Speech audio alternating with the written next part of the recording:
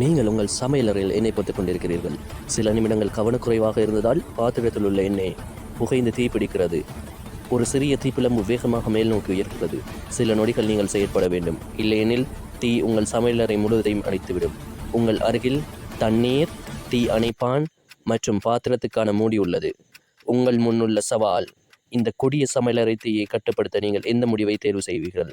தெரிவு ஏ: தீயை அணைக்க பாத்திரத்துக்குள் உடனடியாக தண்ணீர் ஊற்றுவீர்கள். தெரிவு பி: தீ அணைப்பானை எடுத்து பயன்படுத்தி முயற்சிப்பீர்கள். தெரிவு சி: அடுப்பை அணைத்துவிட்டு தீப்பிடித்த பாத்திரத்தின் மீது உலோக மூடியை மெதுவாக வைப்பீர்கள். அன்பார்ந்த வியூவர்ஸ், நீங்கள் இந்த 3 தெரிவுகளை எதனை தெரிவு செய்வாங்கன்னு கமெண்ட்டில் கட்டாயம் குறிப்பிடுங்க. அது போலவே நம்ம சேனலை சப்ஸ்கிரைப் பண்ணுங்கள். நீங்கள் ஏயினை தெரிவு செய்தால் தண்ணீர் ஊற்றினால் பேரழிவு. சூடான எண்ணெயில் தண்ணீர் ஊற்றுவது என்பது தீயில் எண்ணெய் ஊற்றுவது போலாகும்.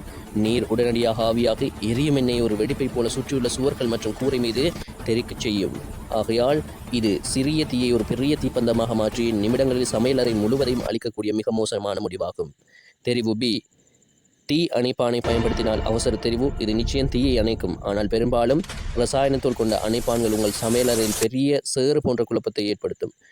இந்த தூள் சமைத்த உணவை அப்புறப்படுத்தவும் சமையலறையை சுத்தம் செய்யவும் கடினமாக்குகிறது. இது பெரிய தீயை கட்டுப்படுத்த மட்டுமே பயன்படுத்த வேண்டிய 2ஆம் நிலை தெரிவாகும். தெரிவு சி: மூடியால் மூடினால் உயிர் காக்க முடிவு.